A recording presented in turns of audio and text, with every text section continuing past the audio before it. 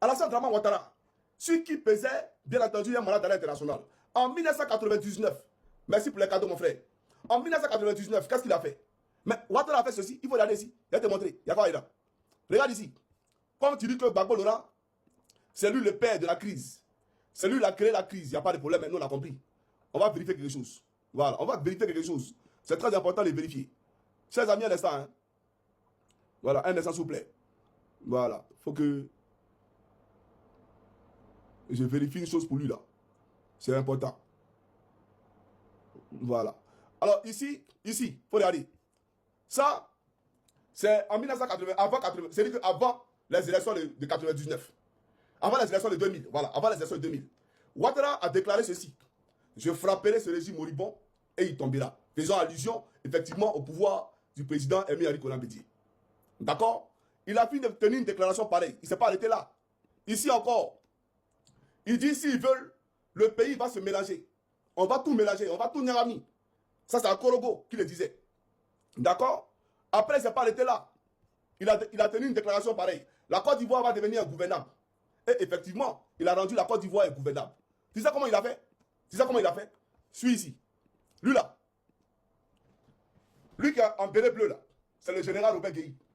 C'est lui qu'ils ont mis devant, bien entendu, la mutinerie devant le coup d'État. N'est-ce pas? Ceux qui ont fait le coup d'État là, ils sont allés chez Guéhi. Ils ont pris Guéhi en otage. C'est hyper carrément témoignage. Hein. Ils ont pris Guéhi en otage pour que Guéhi vienne, bien entendu, se présenter comme étant celui-là même qui était devant tout et tout. Pourtant, Guéhi même, c'était chose sur lui. Il avait été exclu. Après la mort du feu Boigny, Bédié l'avait chassé. Donc, il était dans son village à Kamakuma. D'accord? Mais lui qui est derrière, que j'ai entouré là, c'est ça qui c'est? Est-ce que tu le connais? Tu veux qu'il parle de la profondeur? Mais on va à la profondeur.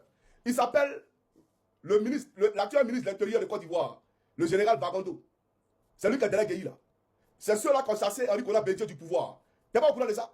Mais frère, suis, allons en profondeur. Parce que j'adore les profondeurs. Alors, le voici actuellement. Dans le gouvernement de Draman Ouattara. Il est le ministre de l'Intérieur de Draman Ouattara. Donc frère, quelle coïncidence. Parce que tout à l'heure, il a été passé en revue tous ceux qui ont fait tomber Henri Konan Bédié par la violence, par les armes. Mais lui là, était une figure emblématique de ceux qui ont fait tomber Bédié, puisqu'il était derrière Guéhi. Mais lui là, à l'époque, c'était qui? C'est ça aussi pour les Ivoiriens. Qui était Bagando à l'époque, avant d'être ministre de l'Intérieur de Draman Ouattara? Mais aujourd'hui là, les Ivoiriens vont savoir qui était Bagando. Alors Bagando là, le voici ici. Regardez très bien. Il était l'air du camp. Celui qui a porté la guitoune là.